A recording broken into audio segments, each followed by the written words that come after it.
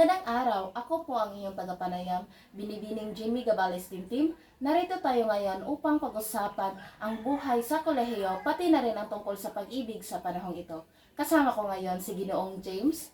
Maraming salamat at pumayag po kayo sa panayam na ito. Kamusta po kayo? Ayos naman po ako, medyo abala sa mga gawain sa kolehiyo, pero masaya. Nagagalak po ako sa panayam na ito. At ngayon naman po, meron po akong mga katanungan. Unang tanong ko po, kamusta ang buhay mo bilang estudyante sa kolehiyo? Sa totoo lang, mahirap pero rewarding ang kolehiyo. Marami kaming gawain at pagsusulit at kung minsan nakaka-stress, pero kapag natapos mo ang mga gawain, napakasarap ng pakiramdam. At natuto rin akong maging responsable at matatag araw-araw. Pangalawang tanong ko po, ano ang mga karanasang hindi mo malilimutan sa kolehiyo? Hindi ko malilimutan ang banding namin ng mga kaklase ko. Ang tawanan sa kantin, ang magkahalong pagod at saya tuwing mag-group projects. At ang mga pagkakataong magpupuyat pero magtagumpay sa deadline. Isa rin sa mga naalala ko ay ang unang beses ko mag-report sa harap ng kaklase ko. Nakakabayon pero masaya naman. Pangatlong tanong ko po, naranasan mo na bang umibig habang nag-aaral? Pwede mo bang ikwento ng kaunti? Oo, mayroon ako nakasintahan at pareho kaming nasa kolehiyo na.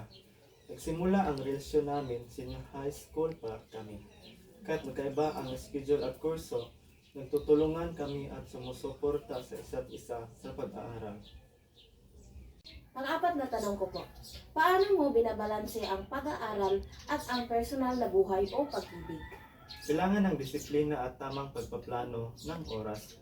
Kapag oras ng pag-aaral, doon muna ako nagpo-focus. At kung oras naman po sa sarili, pamilya o kasintahan, doon din po ako naglalaan ng oras. At yun lang po. Ang lima at panghuling tanong ko po, ano ang pinakamahalagang aral na natutunan mo sa kolehiyo, lalo na tungkol sa pag-ibig at pagkakaibigan? Natutunan ko na ang tunay na pag-ibig ay hindi hadlang, kundi inspirasyon para maabot ang mga ito.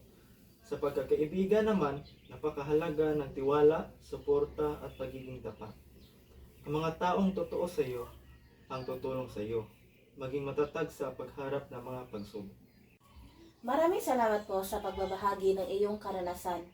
Tunay ngang puno ng pagsubok at ligaya ang buhay sa kolehiyo. Minsan sa pag-ibig din. At iyan po ang ating maikling panayam tungkol sa buhay kolehiyo at mga karanasang puno ng aral at inspirasyon. Ako nga po muli ang inyong tagapanayam, Binibining Jimmy Gabales Team. Hanggang sa muli.